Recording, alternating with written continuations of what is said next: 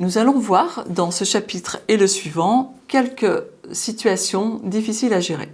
Donc dans ce premier chapitre, nous allons voir comment gérer un groupe apathique.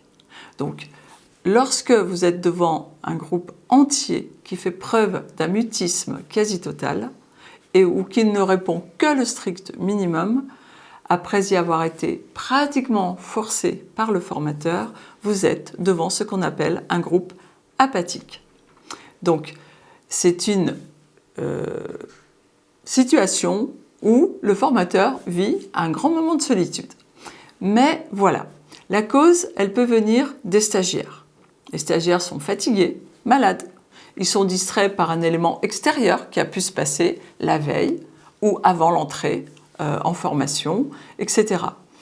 Ou alors ils sont un peu intimidés, ou alors la thématique du cours, ils se sous-estiment par rapport, ou ils ont l'impression de mal s'exprimer, etc., etc.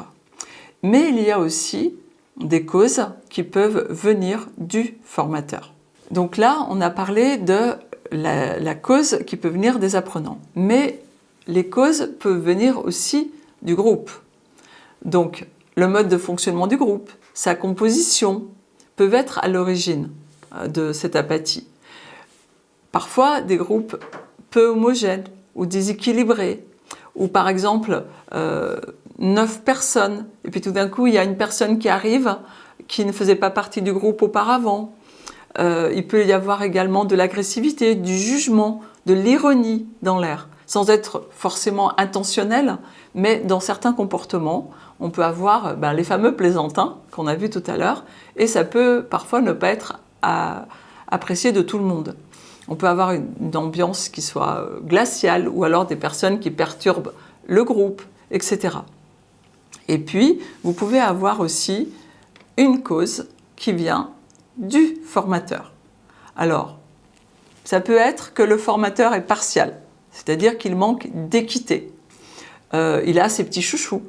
Et souvent, qu'on le veuille ou non, parfois cela transparaît dans les groupes. Et de ce fait, le groupe se met un petit peu en retrait. Le formateur est incompétent, en tout cas jugé comme tel par le groupe. Ou alors, il est inconnu du groupe, mais il reste sur son piédestal et il ne cherche pas à se faire accepter par le groupe. Il parle trop, dans un langage complexe, que les apprenants ne comprennent pas. Il emploie des termes trop techniques, etc., etc. Donc vous pourrez voir ci-dessous, plus en détail, quelles sont les différentes causes par typologie, donc par apprenant, pour le groupe ou pour le formateur, qui pourraient se présenter. Face à ce silence persistant, tout formateur, même le plus expérimenté, risque de perdre en partie ses moyens. Comme je vous l'ai dit tout à l'heure, grand moment de solitude, que vous soyez déjà confirmé en tant que formateur ou débutant. Et il est important, pour autant, qu'il réagisse au plus vite au niveau de chacune des causes qu'il aura identifiées. Donc, un minimum d'observation et d'écoute du groupe vont lui permettre de les identifier très rapidement. Donc, je vous propose maintenant, au chapitre suivant, de voir quelques autres difficultés que vous pourriez rencontrer.